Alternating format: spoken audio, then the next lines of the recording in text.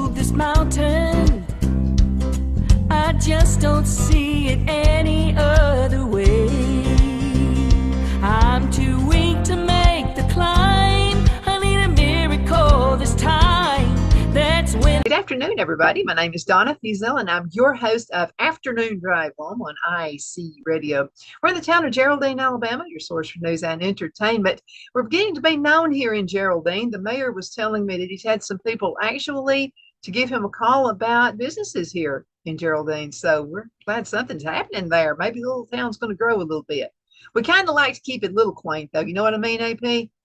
I hear you. That's yeah, it's more pleasant. Yeah. You don't have all the interference and things, and yeah, you can count on things being steady. Yeah, absolutely. I have talk show host and sports commentator AP Steadham with me right now. Hey, AP, how's it going? Hey, good, Donna. Good. We're going to start football this week, Donna. College football. I'm so excited. I've been waiting like how many months for this? So finally, football. Oh yeah, it's great. In the FCC, Donna, Hawaii and Vanderbilt are going to tangle. So that game's in Hawaii. So Vanderbilt I think they get to take a nice trip out there to Vanderbilt. So that's always fun. A lot of times that game down Hawaii, the game would be at the end of the year. And the NCAA would give a team an extra game because you had to travel so far to Hawaii. Mm-hmm. Well, somebody's got to do it. Right, yeah. So that game's in Honolulu, Vanderbilt at Hawaii. So Vanderbilt, they're trying to turn their season around, make some progress. You know, they have trouble scoring. So in Hawaii, new coach as well. So that'll be probably. I think that game is a 9:30 Central, which would make that I think around 4:30 Hawaii time. I think. So, but anyway, that kicks off the season for the SEC. One of the other big games on the schedule, and another game where they're making travel across an ocean. This is the Atlantic Ocean, though. Nebraska plays Northwestern in Dublin, Ireland. Wow. So how do they come up with these locations? Who plans this? It's got to be somebody must reach out. I mean, the city of Dublin, Ireland, or the country of Ireland must have reached out to the NCAA and said, we'd like to have a team come over here to showcase the game of football. Our fans love it. They like to watch it on TV. But as far as Hawaii and Vanderbilt, that's just two colleges getting together to schedule their game. But across the ocean, yeah, that has to be some promoters involved, Donna, to get that straightened out. And then you're trying to do that way in advance, Donna, because you have to get passports for all your players. You notify your fans and see if they could come up with the funds to go across the ocean. So you don't do that on short notice. So that takes a little while. Yeah, it takes a little while. But yeah, it should be fun. So college football will be here this weekend. They call Donna, for some reason they call this, and I'm not sure the exact reason why, they call it week 0. They don't call it week 1, they call it week 0. So, but some people call it week 1, but most of the places, week 0. So that's kind of strange. But hey, Donna, we had 3 polls come out in the last couple of weeks. One was the coaches poll, USA Today coaches poll. One was the Associated Press, and one was the Football Writers Association. But I know we're always kind of check those polls. And I like to have the preseason polls that they were formed years ago to create interest in the game of college football. So if you're looking at the polls, I was just checking the coaches poll. Alabama's number 1 all the way across the board, Associated Press and the Football Writers. Number 2 is Ohio State all across the board. Number 3 is Georgia all the way across those 3 polls. That's a surprise. Yeah, oh, absolutely. And number 4, Clemson, all the way across. So the first 4 teams in those 3 polls are the same, 1 through 4. Alabama, Ohio State, Georgia, and Clemson. Then we get to the 5th spot. We have Notre Dame, number 5 in the Coaches and Associated Press. We have Michigan with the Football Writers. And then we have number 6 is Michigan, Texas A&M, Notre Dame. I'm reading from the Coaches, AP, and Football Writers. Number 7, Texas A&M, Utah. Number 8, Utah, Michigan, Texas A&M. And number 9 and 10 is the same across the board, all 3 polls. Oklahoma, number 9, and Baylor, number 10. Oh, wow. Okay, yeah, that is really unusual. Yeah, so you have 6 of them the same. The first 4 and the bottom 2 in the top 10, the 9 and 10. So 6 entries there are the same. 1 through 4, 9 through 10. And Donna, one other notation is Texas in the coaches poll is number 18, but they're not in the Associated Press. I think BYU. Yeah, they're not in they're not in the top 25 for the coaches, and in the Associated Press, you have BYU. I think takes the place of Texas. They're number 25. They're not number 18, but that's and then the football writers. Texas is not in the football writers down is only 1 through 16, 1 through 16. So that's a little bit different than the other polls. In the football writers down, you could see their votes every week. And I think the Associated Press, I think you can see their votes as well. Coaches, you can't see their vote. As far as I don't think you could see their vote. So, because I think there was matter of fact, there was one coach who voted, but I think we spoke about this last week. Somebody had Texas number 1 in the coaches poll. Some coach gave them 1 vote for number 1, which I don't see how they did that, because I don't think there's any way that I would put Texas number 1 preseason, because they just coming off a 5-7 season, brand new coach from a year ago. They're trying to fill some holes defensively. They have a good offense, good on the one side of the ball. I think they're going to have a good team, but defensively, long way to go, long way. So that's just some of the things happening with college football. And I almost hate to ask, but where's Auburn on this poll?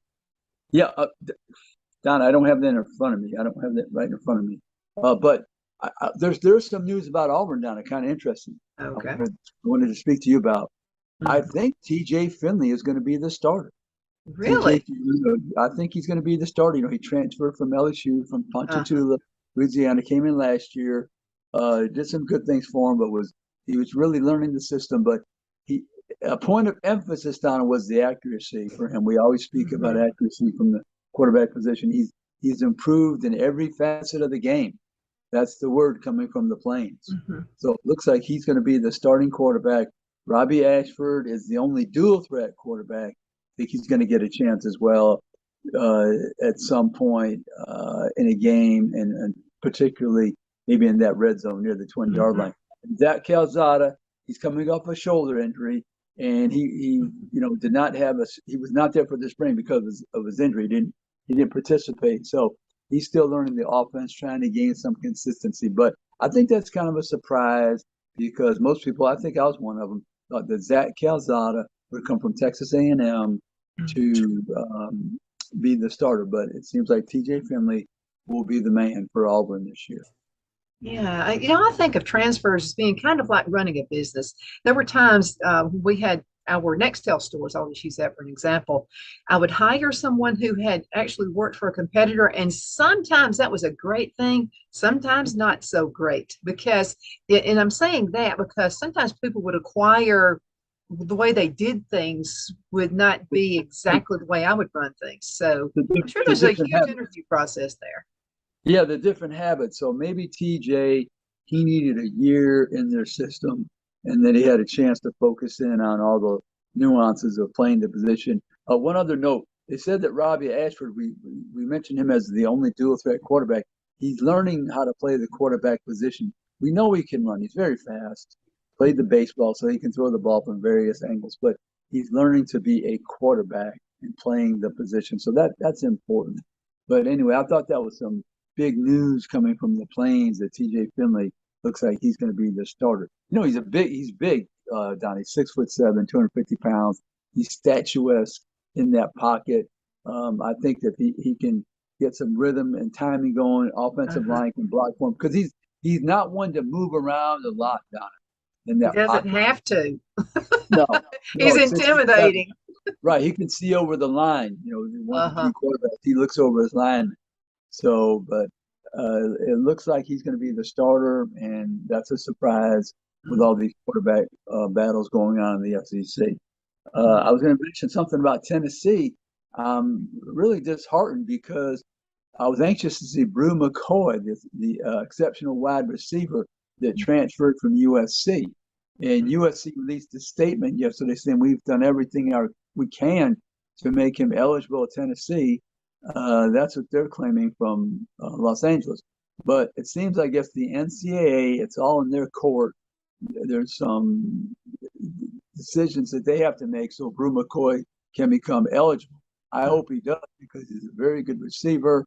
He'd complement their passing game. Tennessee, I'm looking for big things from them, Don. I think they're in the second tier of teams in that SEC Eastern Division. They're right along with Kentucky. They beat Kentucky last year in a high-scoring game in Lexington. But I think Tennessee, if the ball bounces correctly for them, they get a little bit better defense. They've got to rush the passer now. They didn't do well rushing the passer, but they've got an offense that can match anybody. They're that good. Their quarterback Hooker, 31 touchdowns, 3 or 4 interceptions. He was sensational last year, and he came in as a transfer, so it took him a little while to grasp the system, but he was terrific once the year progressed. So I look for him to do big things. He could be a Heisman contender if they do something in that East on where they're maybe winning nearly all their games in the conference. They have to travel to Pittsburgh. That's a big game. Pittsburgh came down there last year. They lost. So if he can win some of those critical games, he could be in that Heisman race. He could. Yeah, I think so too. We've been doing this for a number of years, and every year I always ask you, who is your Cinderella team? Who are you looking at? They're a little bit back there. Is it Tennessee? Yeah, I think in the SEC, I would categorize it, Donna, Tennessee in the SEC East, and then Mississippi State in the West.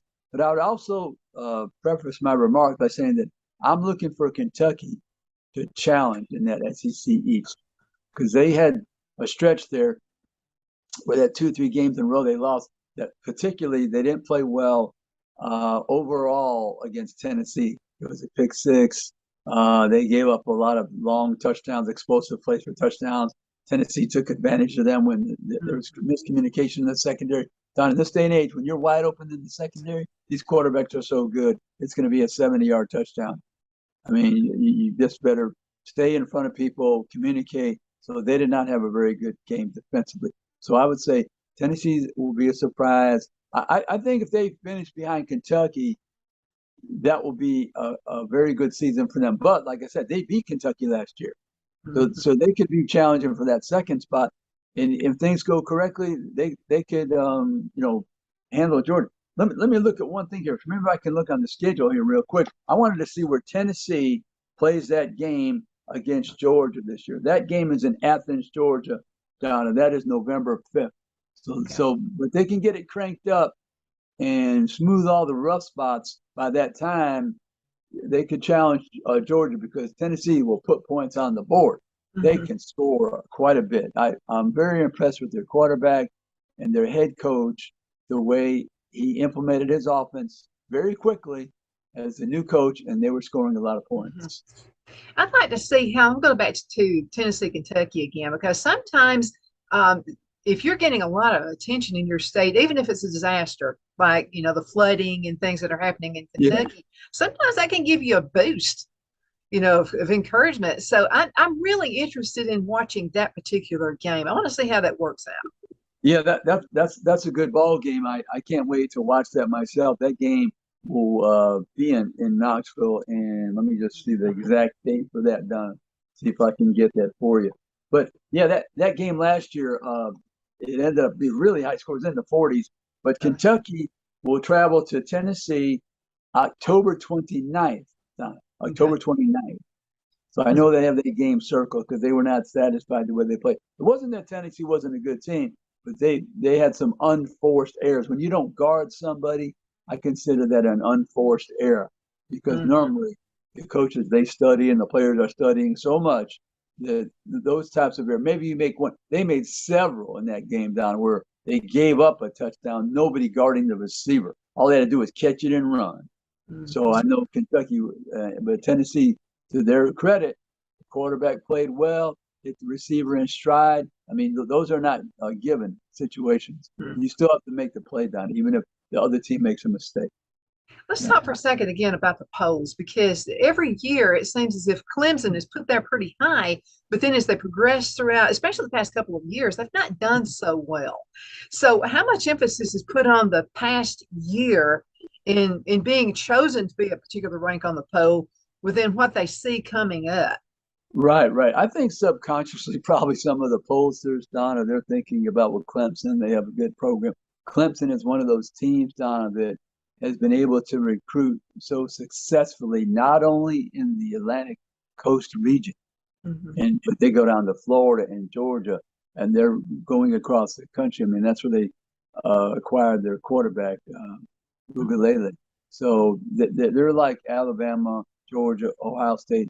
I'd say those four teams, Mhm. and I guess you might put Texas as getting into be in that category.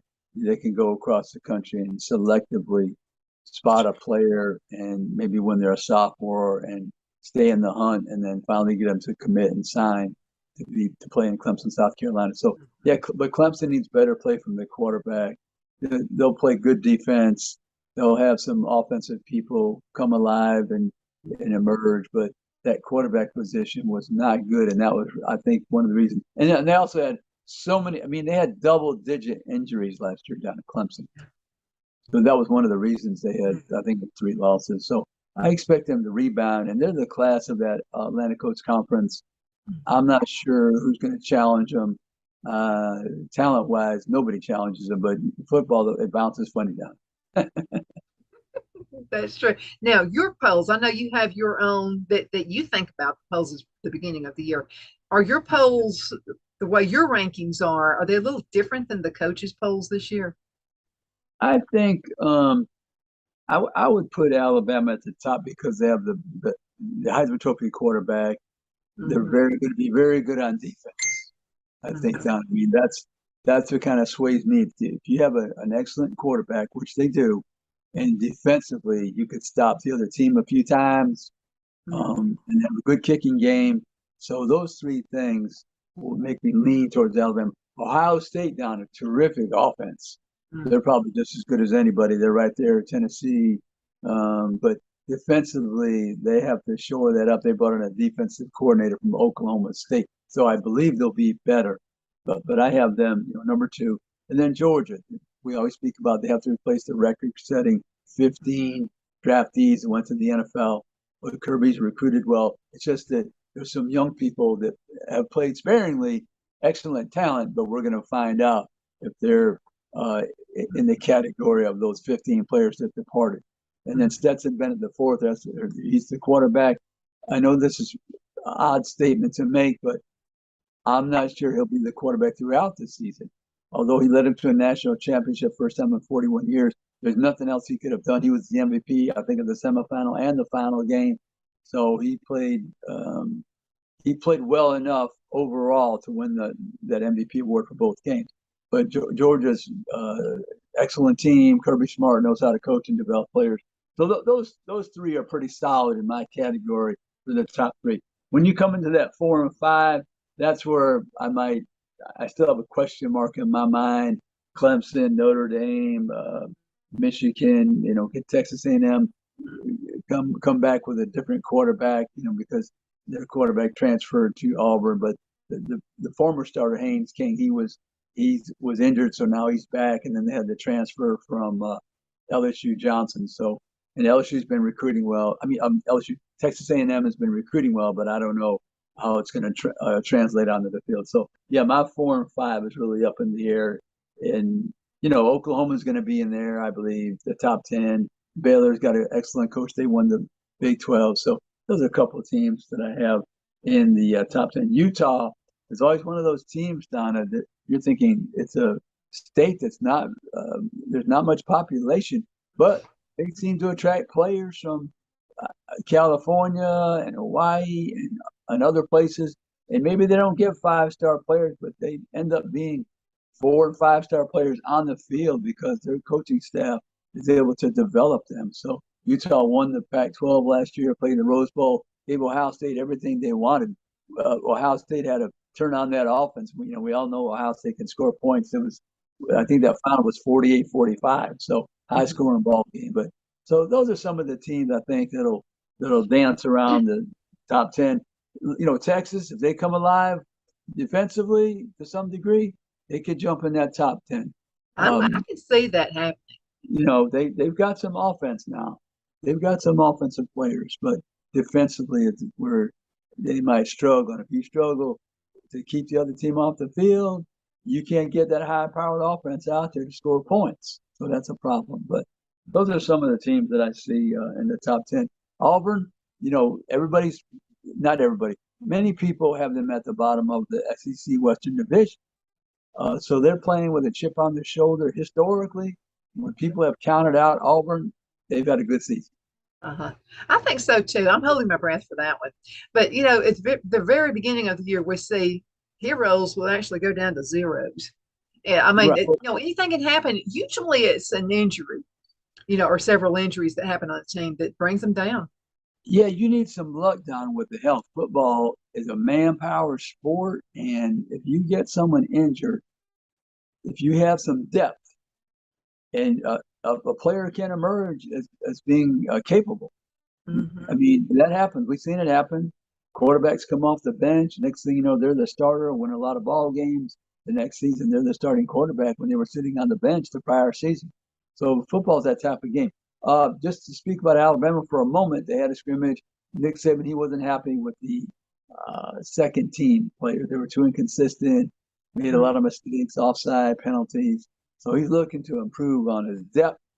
I think the receiving core will be fine. He mentioned Holden was playing pretty well from them. He's one of Bryce Young's favorite targets because they're both from California. I guess maybe that's that camaraderie they developed, both being from the West Coast. But Alabama's looking to get better on the depth because these early games, it's hot. You have to go to Texas. It's an 11 o'clock game, probably 100 degrees. You're going to need some people to play well in the second team. Uh-huh.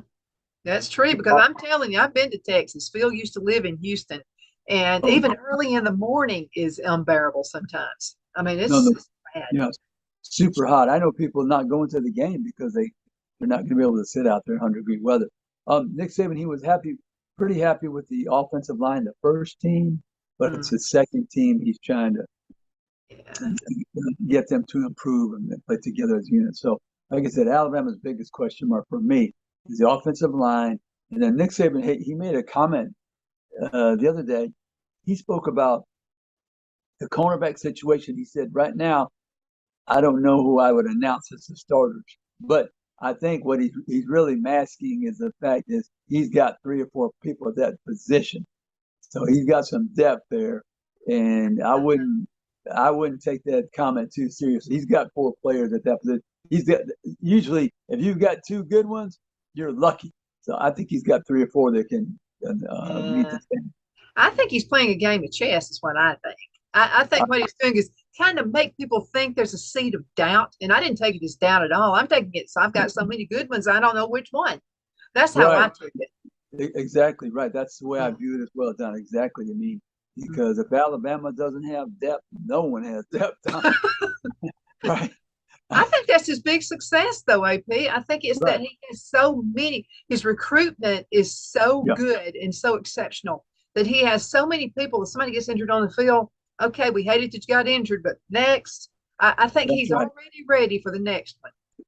Yeah, absolutely. I mean, Alabama has depth. And now with this transfer and the transfer portal available, Donna, it's an NFL type atmosphere to some degree.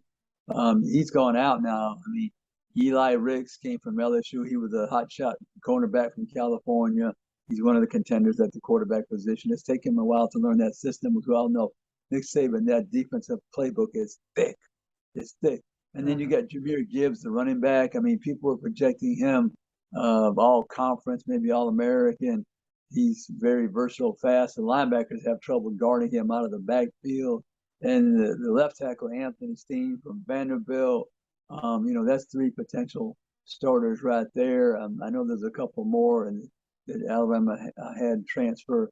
So I think it's going to make the top teams better with this availability of the transfer portal. I think so too. And now every year, the first part of the year, we always get a lot of text from folks asking about Saban. Is this his last year? Every single year we go through this. I mean, it never fails. By the way, if you have a question for AP, you can go ahead and send a text to 256-659-1037. 4319. I'll get that on the air for you. But yeah, that was the number one deal. I mean, that's what everybody was talking about. Ask AP, is he going to be here another year? Yeah, Donna, that's surprising because he really doesn't have a hobby, Donna, that would keep him busy. So, and he's going to be he'll be 71 on Halloween, Donna. And I still think he plays a little basketball at lunch, and I think he still throws the football in practice. So I mean, he's in good health. He loves what he's doing. I mean, he just loves discussing football. He loves to recruit players. I mean, Donna, those are two things. If you still love those two facets of the game, why would you leave? You wouldn't, and I'm just using my own husband as an example. Phil is 73 years old. You'd never dream it. No. And because he does what he likes to do and he loves running the station. So anybody who just really loves what they do, I don't know that I could live with Phil if he did retire. I mean, he's retired 3 times. So some people are meant to stay busy. Some people are meant to be successful and just keep at it.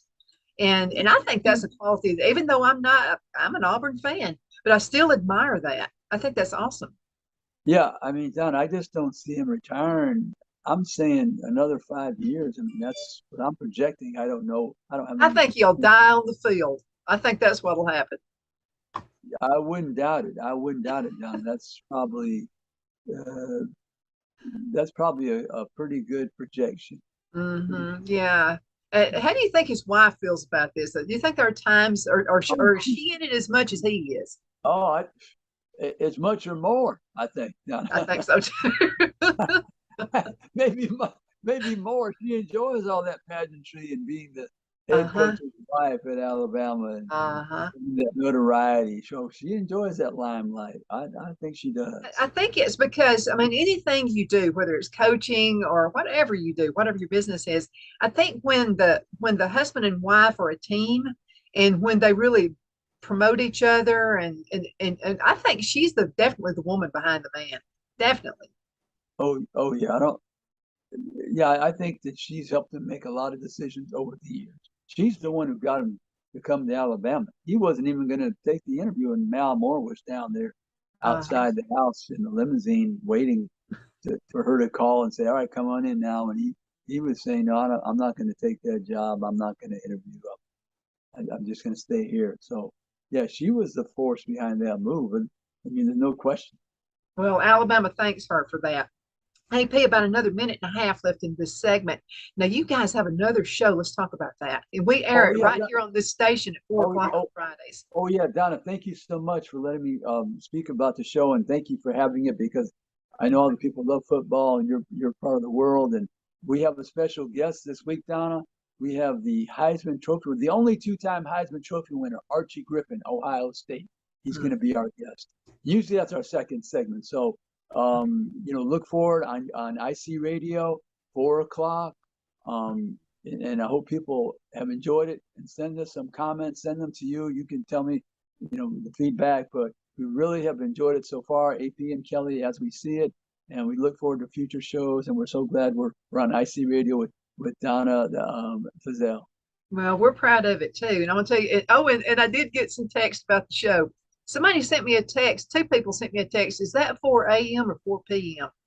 It's 4 p.m. Right. 4 p.m. Correct. I forgot to mention that.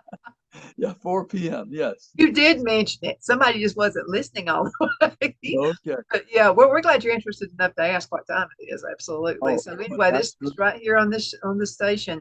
And I hope you start getting some media going. I hope some television so we can go ahead and get you on Abundant TV as well. I know. Yeah, I hope down the road we got to smooth out a few things, as you know. So we're working that down the road, but we're working on quite a few things. But we're satisfied so far with the content, at least. Anyway, we are too. AP, gotta go. Thank you so much for being on the show today. Hope you have a great rest of the week. Okay. Thank you, Don. We'll see you next week. Now, college football. Folks, stay tuned, guys. We'll be back in just a few minutes with another awesome. Face your fear, shout my name, proclaim the victory.